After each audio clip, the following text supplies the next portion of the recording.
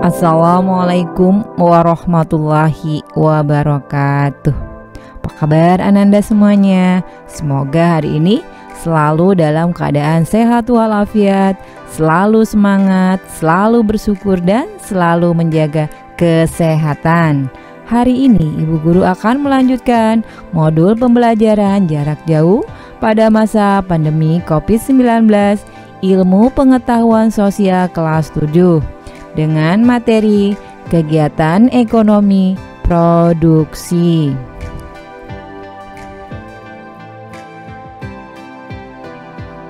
Tujuan pembelajaran. Setelah mempelajari materi kelangkaan sebagai permasalahan ekonomi manusia pada modul ini, diharapkan Ananda dapat menganalisis kegiatan produksi.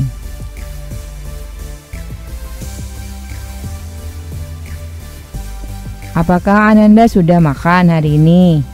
Tahukah Ananda tentang proses apa saja yang telah dilalui bahan makanan hingga sampai di meja atau piring makan Ananda?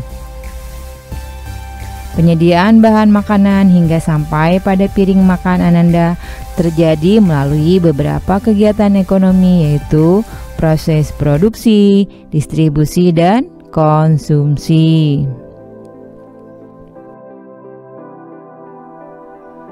Ya, selanjutnya itu aktivitas produksi. Setiap hari manusia berupaya melakukan kegiatan untuk memenuhi kebutuhan hidupnya. Dalam ilmu ekonomi, segala macam kegiatan yang bertujuan untuk memenuhi kebutuhan hidup manusia disebut kegiatan ekonomi. Kegiatan ekonomi manusia dapat dibedakan menjadi 3, yaitu produksi, distribusi, dan konsumsi.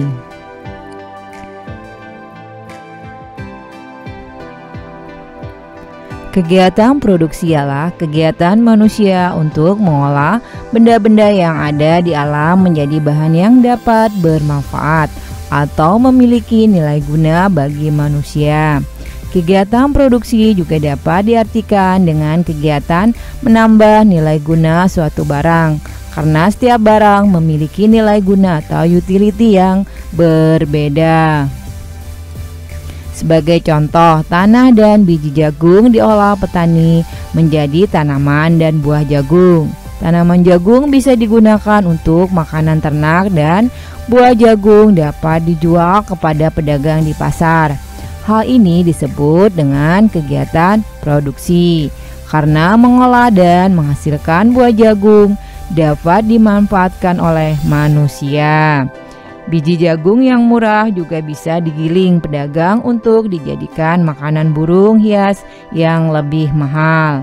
Hal ini dinamakan proses produksi karena bertujuan menambah nilai guna suatu barang.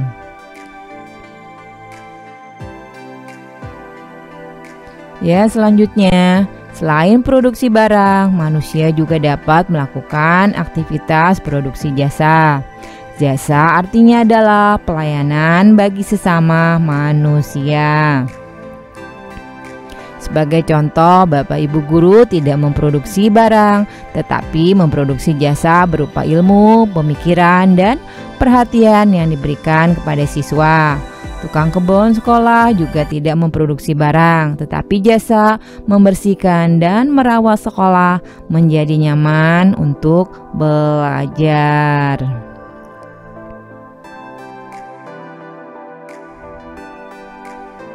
Selanjutnya, orang atau lembaga yang melakukan aktivitas produksi disebut sebagai produsen.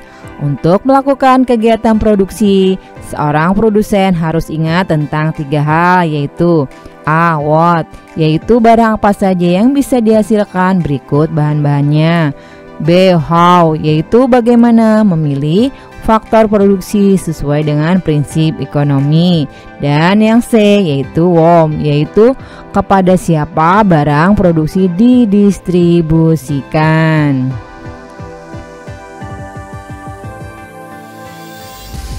Ya, selanjutnya 4 faktor produksi yang dapat digunakan oleh produsen untuk menghasilkan barang dan jasa, yaitu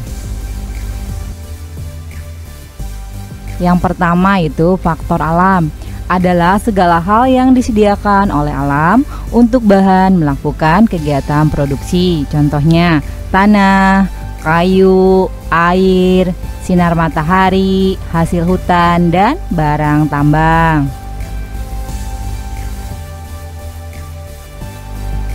Ya, selanjutnya nomor 2, faktor tenaga kerja merupakan sumber daya manusia yang dapat digunakan untuk memproduksi barang dan jasa. Tenaga kerja dibedakan menjadi 3 kriteria, yaitu A. Tenaga kerja terdidik atau tenaga kerja yang menempuh pendidikan formal, contohnya guru ataupun dokter. B. Tenaga kerja terlatih, yaitu tenaga kerja yang memiliki keterampilan dan terlatih, contohnya montir atau penjahit. Selanjutnya C. Tenaga kerja tidak terdidik dan tenaga kerja tidak terlatih, contohnya tukang sapu dan kuli bangunan. Yang ketiga itu faktor modal, merupakan segala peralatan atau material produksi yang dibuat manusia untuk menghasilkan barang atau jasa. Modal tidak hanya berupa uang, tetapi juga dalam bentuk lain seperti peralatan produksi, gedung usaha, alat transportasi, dan lain-lainnya.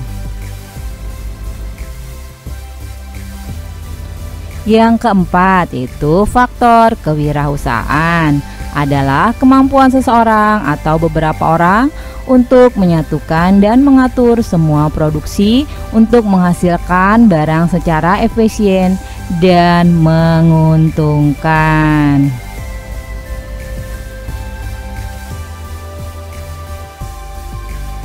Demikianlah pembahasan tentang kegiatan produksi. Semoga bermanfaat. Ibu guru ucapkan terima kasih. Wassalamualaikum warahmatullahi wabarakatuh.